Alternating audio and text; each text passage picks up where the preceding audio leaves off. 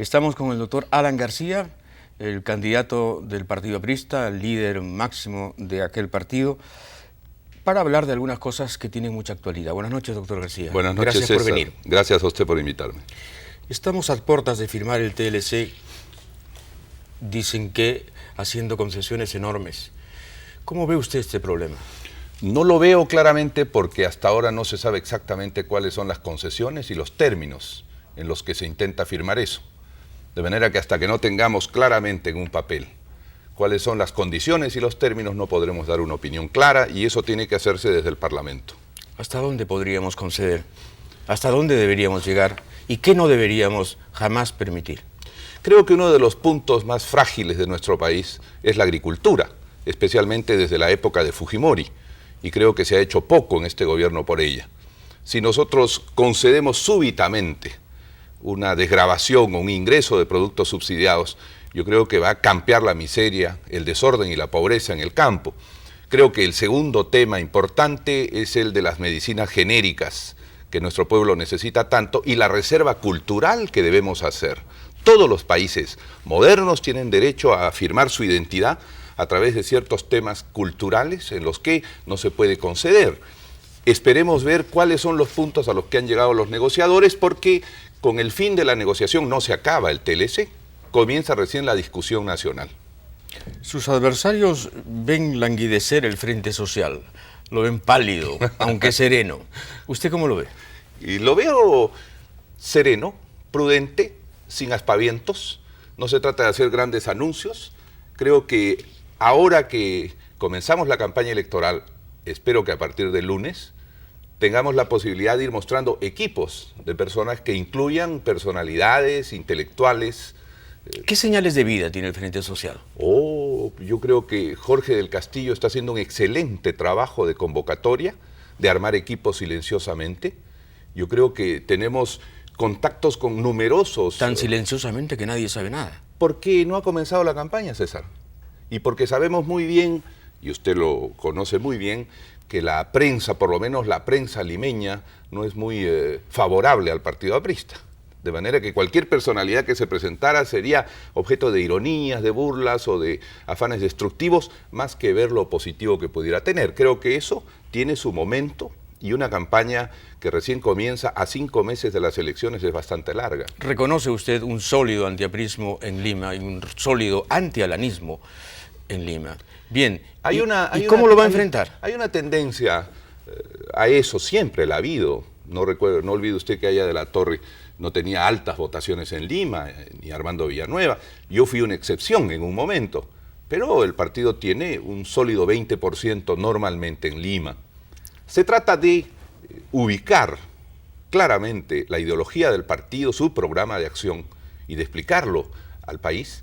Y estoy seguro que esas murallas de antis, de prejuicios que venden muchos medios periodísticos, esa clique que ahora quiere gobernar nuestro cerebro y robotizar a los electores, va a irse poco a poco derrumbando.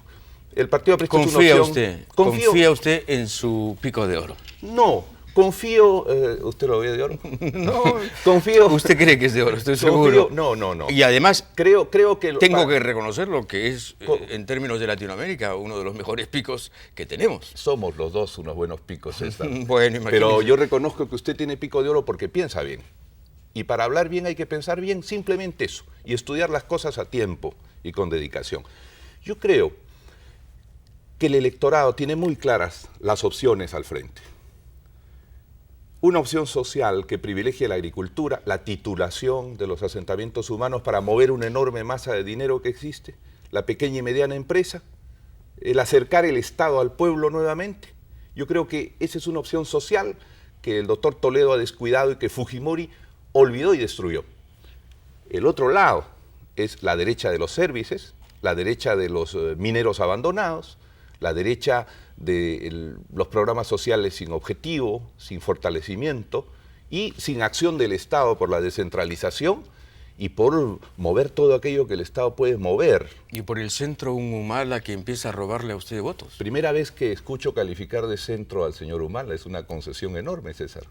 De centro izquierda, hablemos claro. Entonces, déjeme decirle, Humala expresa, y yo en ese sentido lo respeto, la desesperación de un sector importantísimo del país, los campesinos del sur, por ejemplo, o los campesinos urbanizados de las ciudades como Puno y Juliaca o Arequipa, que ven con desesperación un sistema injusto que no los ayuda en nada. ¿En qué les ayuda este sistema, salvo a los más poderosos?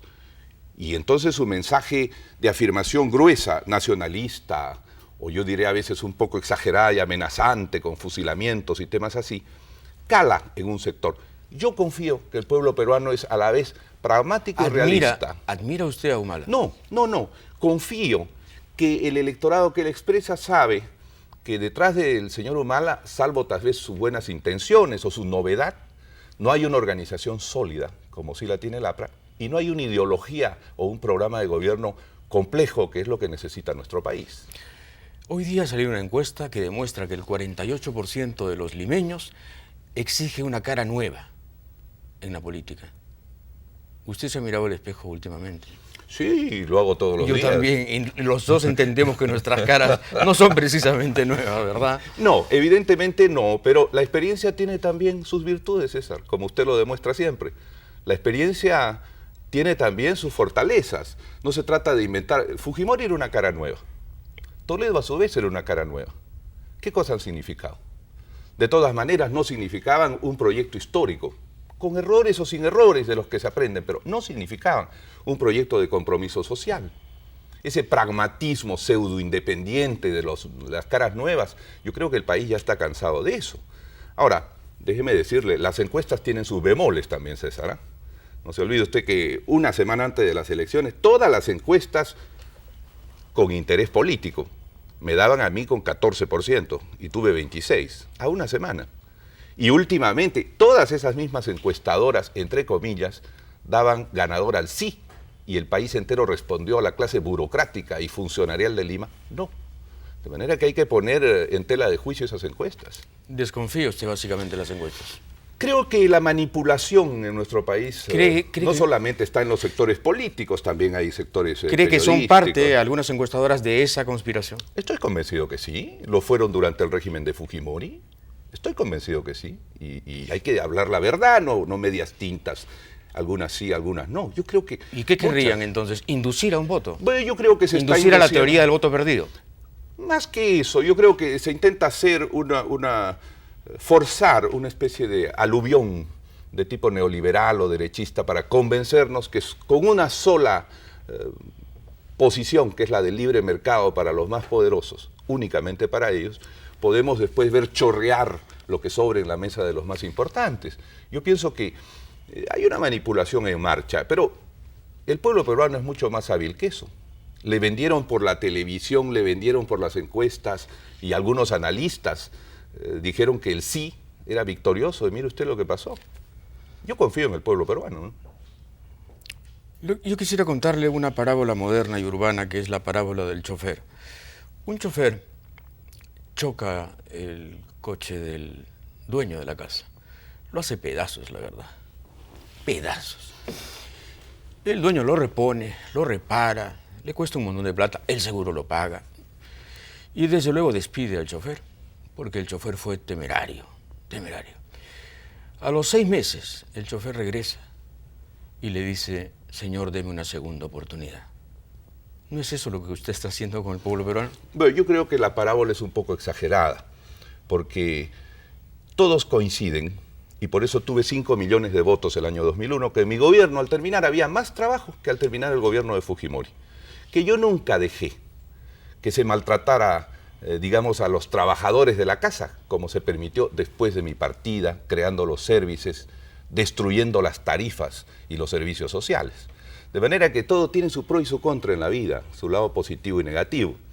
El chofer pudo haber chocado porque de pronto, además de alguna impericia de la que tiene que aprender, seguramente hubo otros factores, como el terrorismo que le dejaron al chofer, y también le dejaron un momento de recesión de pagos mundial y de crisis inflacionaria de la que no era responsable el chofer, o en una parte menor.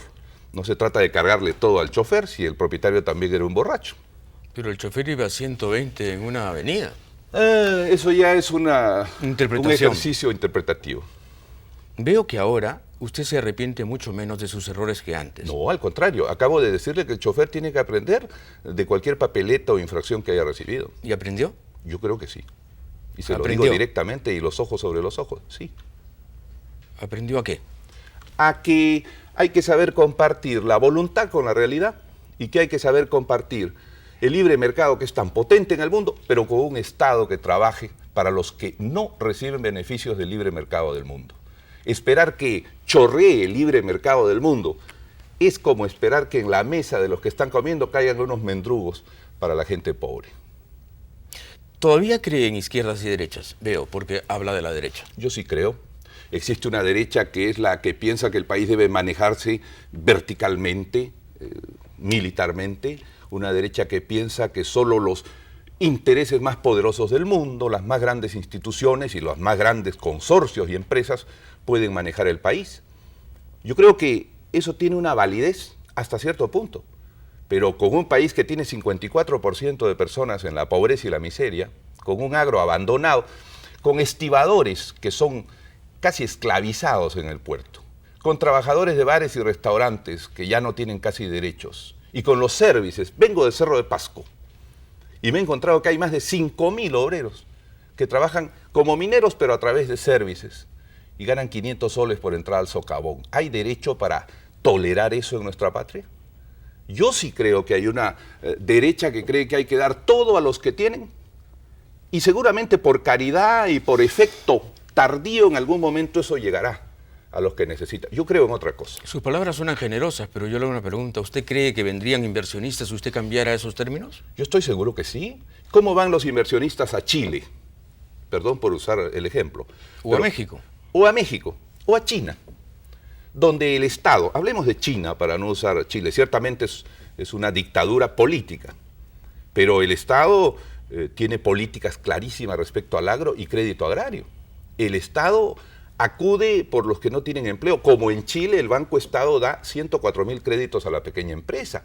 Ahí no se ha caído a la locura de la teología del mercado en que hemos caído aquí, para decir que el Estado no puede actuar ni en la agricultura ni en la pequeña y microempresa. Dejemos a los grandes capitales mineros. Pero China podría ser una autarquía, pues, con un mercado de 650 millones, imagínense. No, pero el Perú también podría, primero, hacer lo que puede hacer su Estado en pro de la agricultura. Yo he planteado un proyecto, yo diré un poco más moderno que el del Banco Agrario y el apoyo a la agricultura.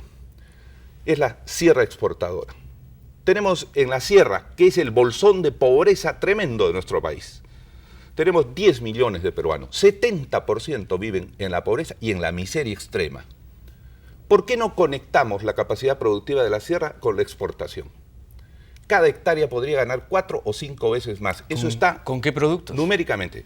El pimiento piquillo se está produciendo en Ayacucho, ha comenzado a producirse en Cajamarca, en lugares experimentales.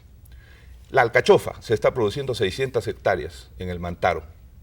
La páprica andina, ese es un nombre que le he puesto, se puede producir clarísimamente en las hondonadas de Chota. Entonces necesitamos el TLC. Necesitamos el TLC, pero también un Estado que promueva eso. El Estado tiene que impulsar y orientar eso. ¿Para qué sirve el Ministerio de Agricultura? ¿Por qué se ha destruido el Instituto Nacional de Investigación Agropecuaria? ¿Por qué se han destruido todos los extensionistas del Estado en agricultura que orientaban a los agricultores? Podríamos, y lo voy a demostrar en un libro que estoy publicando, llegar a exportar en 4 o 5 años más de $1.000 millones de productos de la sierra y cada hectárea le daría 5 veces más ingresos al mismo campesino. ¿Se da cuenta cuántas veces ha pronunciado la palabra Estado esta noche? Porque es lo que falta en nuestro país. El gas sube y nos cobran más que nuestro propio gas en Chile. Porque no hay Estado regulador, porque nadie defiende a los consumidores.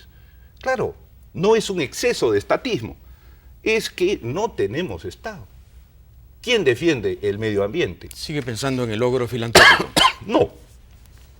Pienso que el Estado debe aprovechar el viento a favor extraordinario que tiene en el mundo en este momento. Y sí creo que hubiéramos podido crecer no solo más en cantidad, sino en calidad de empleo y en número de beneficio para la población. Eso es lo que le ha faltado a nuestro Estado. Pero un Estado moderno, disculpe, un Estado moderno es un Estado más bien pequeño y eficiente, ¿no? Pequeño y eficiente. Puede ser pequeño protagónico, y eficiente, pero pequeño. pero protagónico. Yo no digo el número de empleados públicos. Podría usted tener 1 millón, 1,5 millones o 500.000. Eso resulta secundario. Lo que usted necesita es un Estado que trabaje con la agricultura, con la pequeña y microempresa con las que nadie trabaja. La Convención del Mar es un dilema para el Congreso en estos momentos. ¿Usted qué piensa? Este es un tema que le ruego me permite explicarlo. Yo creo que en este caso no se le está diciendo al país toda la verdad. Hay una obsesión por firmar, yo creo que por quedar bien, porque 140 países han firmado. Pero mi pregunta al país es solo una. ¿Cuál de los 140 países que ya firmaron la Convención del Mar tiene el mar del Perú? Aquí por la corriente de Humboldt tenemos el mar más rico del planeta. Aquí vienen los polacos, los rusos, los cubanos, los argentinos, los japoneses, todos pescan aquí. De manera que todos pueden firmar, pero nadie tiene el mar, primero. Y en segundo lugar, yo sí creo que antes de firmar, los parlamentarios deben demostrarnos que han leído los 300 artículos de la Convención del Mar. Esa es la única condición que yo pondría. Porque me he encontrado con muchas personas que me dicen, esta convención resguarda la tesis de las 200 millas, 12 millas territoriales y 188 de zona económica exclusiva. Porque eso dicen 2 artículos al comenzar. Pero cuando yo les digo, ¿ha leído usted el artículo 62? ¿El artículo 69? Me imagino que eso se lo dirá a sus propios congresistas. Se los he dicho. Porque había algunos que también estaban entusiasmados por el comercial de los pescaditos. ¿Ah? Yo conozco mis pescados, dice el señor Toledo, y nos presenta como unos pescados en la publicidad del TLC. Pero es una cosa más seria que unos pescaditos de juguete. Permítame solamente leerle el artículo 70 de la Convención del Mar. Mire lo que dice. Respecto a los estados en situación geográfica desventajosa o sin litoral, pensemos en Bolivia. Los estados en situación geográfica desventajosa tendrán derecho a participar en la explotación de una parte apropiada del excedente de recursos vivos de las zonas económicas exclusivas de los estados ribereños de la misma región. Es decir, firmando esto, nosotros ya no tenemos el dominio marítimo, sino el condominio marítimo. Lo que es una gracia sería un derecho. Se vuelve un derecho, se vuelve un derecho. Mire usted el artículo, simplemente, los estados sin litoral tendrán derecho a participar sobre base equitativa en la explotación de una parte apropiada del excedente de recursos vivos de los que tienen mar. Y el artículo 62, el estado ribereño determinará su capacidad de capturar los recursos vivos. Cuando el estado no tenga capacidad para explotar toda la captura, eso lo determina una autoridad mundial. Dará acceso a otros estados al excedente de captura permisible. De manera que usted ya no tiene el dominio marítimo, tiene el condominio marítimo. Oiga, si el Perú, después de estudiar, dice, de todas maneras es conveniente para ser parte de los 140 países, firmemos. Pero que no se haga sin que me demuestren los parlamentarios que conocen todo esto. Pero eso va a la tesis entonces del referéndum.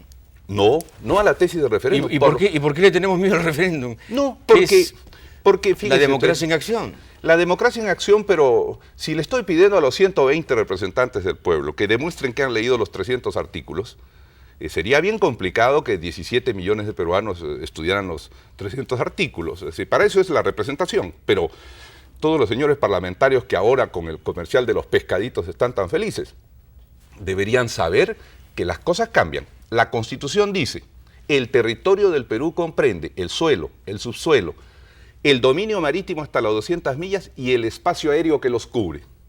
Con la Convención desaparece el espacio aéreo que cubre las 200 millas.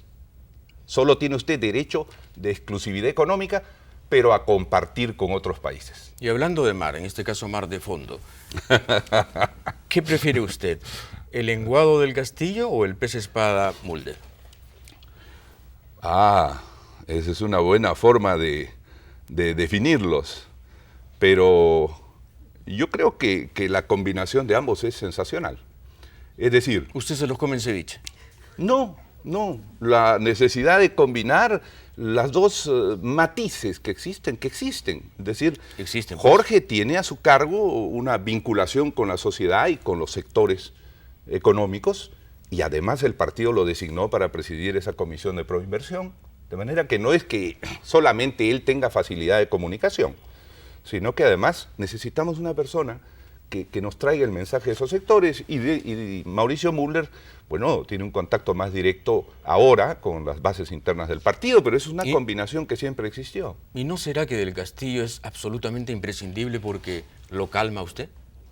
No, no crea usted, a veces me exalta, Jorge, porque en el fondo yo sigo siendo un hombre de mucha ideología y doctrina, y discutimos, no crea usted que yo impero y soy vertical, no, yo no doy un paso sin consultarles a los principales dirigentes del partido. Pero a Müller no le consulta. Evidentemente. Es demasiado joven para que usted lo consulte. ¿Por qué va a ser tan joven? ¿Alguien puede arreglar esa silla? No, yo creo que está bien. No, disculpe, pero ha habido un problema con esa silla. ¿Sí? Sí. Ya la arreglé yo mismo. Perfecto. Magnífico. No, yo tengo una... ¿La pregunta le pesó tanto? Hay una plena armonía de... Me parece que recibí una patada por debajo de la mesa. Hay una plena armonía en los compañeros. Del Castillo, debe ser. Como mencionó Müller. No. Eso es... Lo que pasa es que son orientaciones y trabajos diferentes. Y obviamente, además, cada uno tiene sus formas de expresión y el uso de determinados adjetivos diferentes. Pero el partido está ordenado, eso sí se lo puedo garantizar, y el partido tiene una sola línea de comando. Eso, aunque usted no lo crea, a veces asusta a cierta gente. La disciplina escrupulosa, extrema, casi fanática, digamos, coreográfica del APRA, asusta a mucha gente. Dicen, caramba, esto no es un partido. Pero por segunda vez exagera, porque usted sabe que la disciplina existe, pero no hasta el extremo de ser un cuartel ni un cementerio. Por ahí sale el alcalde de Arequipa y me dice que me tengo que ir el 2006 si no gano. Y yo ayer estuve con él y le dije, está bien, yo no tengo ningún problema en eso. Cuida tú tu futuro, le digo, que me interesa más un hombre joven a mí, y te respaldo en ese planteamiento.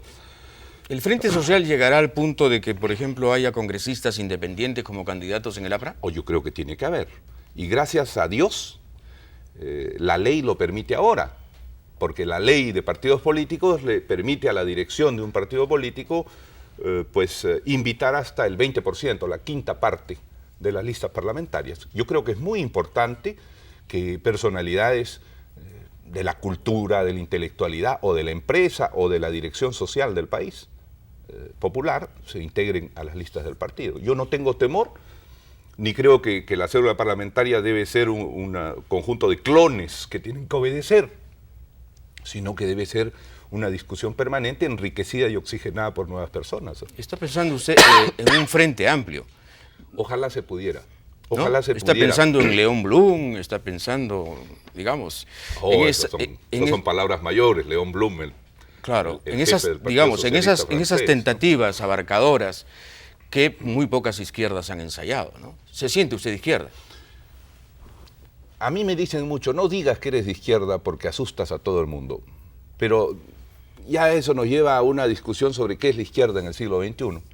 Y yo sí creo que un hombre que tiene vocación social cree en la justicia social, cree que el Estado está hecho para desenmarañar abusos y que todos tenemos en el fondo una fibra de Quijote para luchar contra los entuertos. Yo creo que sí, yo me defino siempre como una persona que tiene vocación social. O sea, yo no entré en la política para gerenciar. Pero tiene miedo de decir que es de izquierda. Bueno, porque a uno lo inhiben, pues César. Así es, poco a poco. ¿Pero se siente inhibido? Pero siempre digo que soy un hombre de centro-izquierda. Es decir, que logro combinar la modernidad, que en efecto ha avanzado muchísimo, la tecnología económica de este tiempo, con la vocación social del partido. El partido no puede renunciar a su vocación social. El partido no puede ni podrá, y será mi trabajo arriba o abajo, que el Partido Aprista siga siendo el partido del pueblo. Es decir, en cada tema concreto, el partido tiene que... ¿Eso le va a decir a los ejecutivos en CAE? Todavía no sé si voy a ir porque vengo de... ¿Por qué lo duda? No, es que estuve en una reunión de la CONFIEP ya, en el Congreso de la CONFIEP, que reúne a los propietarios de empresas, 500 o 600 propietarios de empresas, muy importantes. Entonces, no sé todavía si es bueno repetir el mensaje, ¿no? Es decir, ahora, yo fui ante ellos a explicarles la sierra exportadora. Comprométanse a promover el Perú. Ustedes que saben exportar, ayuden. Sería un desaire, lo echarían de menos. Sí, seguramente, pero estamos viendo eso, ¿no? Todavía no he confirmado mi participación. Está consultando Con la dirección del partido, ¿no? con Del Castillo. Y con Mauricio Mulder, y con Mercedes Cabanillas, y Mulder con César dice que Somaeta, no, y con Luis Alba y Castro. Del Castillo dice que sí. No. Le No. sugiero que le consulte a Judith de la Mata, que es una gran matrona con mucho de Y adivina. mi gran defensora. Y su a gran la defensora. Que quiero y respeto. Y Así la es. que me protegió de la muerte en Así su es. casa, en un sótano. Por supuesto. Y estoy seguro que ella me diría, anda. Y posiblemente, ya que usted me dice, le confirmo mi participación en el CAE a través de usted. ¿Sí? Sí. Y vamos, ¿Y vamos. por qué no, no? Sí, ¿Y por qué claro. no? Claro que sí. Pero, ¿está usted fácil de convencer? ¿Ah? A ver, ¿qué más me convence?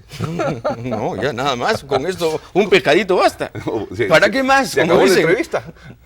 Yo creo que sí. ¿Cómo, pues? Se acabó la Déjeme decir entrevista. algo. Ya, bueno, diga lo que tenga que decir. Pero No. para mí, ya tengo titular. No le agradezco. Alan García Valcade lo acepta en el programa de Hildebrand. Ya está. Pero claro, siempre he ido cuando me han invitado. A veces Sí, no me pero han ahora invitado. estaba retrechero, no me diga A que veces no me invitaron, ¿no? Pero, Sí, pues. pero yo... Dígales y dígales qué propone, pues. ¿Qué quiere usted? Y hay que decirlo claramente. Por ejemplo, dígales, no voy a estatizar la banca, como lo hizo una vez. No. Lo que yo le diría es, no voy a privatizar Sedapal. Eso es lo que diría. ¿Y lo cumpliré? Pero absolutamente. Porque yo creo que el agua es un tema en verdad estratégico y que se puede contar con capital privado para hacer Marca 2, para hacer la segunda planta de la margen derecha, para hacer el canal troncal hacia Puente Piedra. Todo eso se puede concesionar, pero Sedapal, en mi concepto, por ahora y por largo tiempo tiene que seguir siendo del Estado. ¿Por qué cree que hay gente que sin odiarlo no le cree?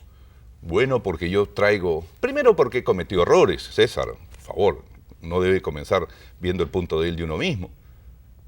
Pero en segundo lugar, porque tenía una campaña de 10 años como pocos la han tenido en el país, César. Aquí la gente se olvida. ¿A quién maltrataron los primeros 5 o 6 años de Fujimori? ¿A quién? A veces la gente es cruel y se olvida de eso.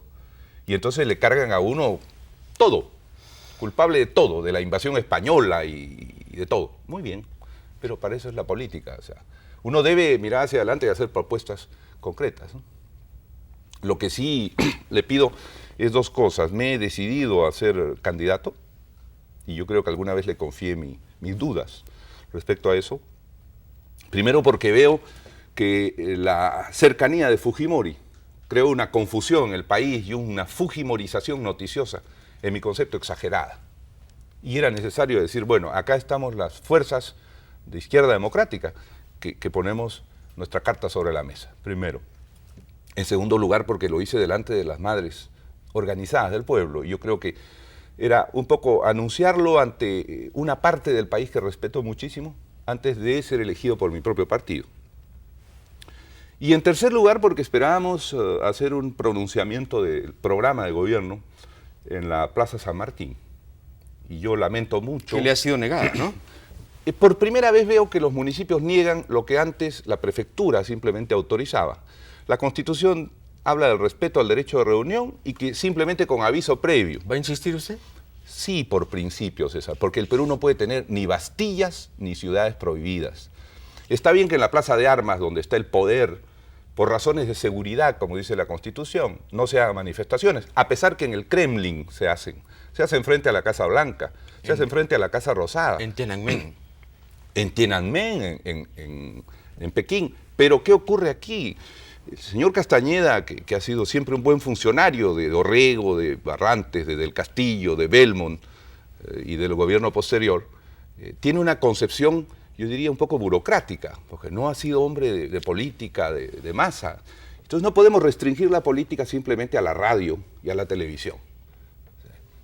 La Plaza San Martín ha sido escenario de los más hermosos mítines, no solo de Aya de la Torre, de Bustamante y Rivero, de Fernando Belaúnde, de Alfonso Barrantes. Ahí lo lanzó Aya usted como el delfín. El 5 de enero de 1978, Víctor Raúl me dio la ocasión de hablar antes de él. La posta. No, yo no diría eso. Sí, pues fue la posta. Bueno, él clarísimamente. pidió que hablara, pero... Además caben exactamente 48.000 personas apretadas. Y eso es lo que usted piensa reunir. Yo creo que cabe un poco más, César, porque son 13.500 metros cuadrados. Pero Pero yo dije apretadas, el tema... no dije muertas. Solo apretar. El tema es, César, que usted va ahora a pedir el campo de Marte y también el municipio se lo niega. Entonces estamos llegando a una política sin derecho de reunión. Es por principio. Yo podría decir, oiga, contratemos 20 minutos de espacio en la televisión y hablamos al país, el plan de gobierno. Pero no hay derecho. Fíjese usted, al pueblo peruano ya no tienen sindicatos porque hay services. Le niegan todos los derechos, ¿ah? E inclusive ahora el derecho a reunirse. ¿A dónde estamos yendo? ¿Qué antipolítica es esta? Es la primera vez que usted quiere hacer la plaza. Sí, lamentablemente. No, yo acompañaba mucho a mi mujer permanentemente en París a hacer la plaza. ¿En Permanentemente, París? sí. ¿Y en Lima? En Lima, no sé, pues uno es un hombre controversial, ¿ah? Ni siquiera en mis momentos de popularidad, al 70%, me atreví a ir a la plaza, siempre, y menos a la Plaza de Toros. Alan García ha estado con nosotros. Muchas gracias. Gracias a usted, César. Regresamos porque tenemos en el estudio, y espero que no se haya resentido, a Ollanta Humala.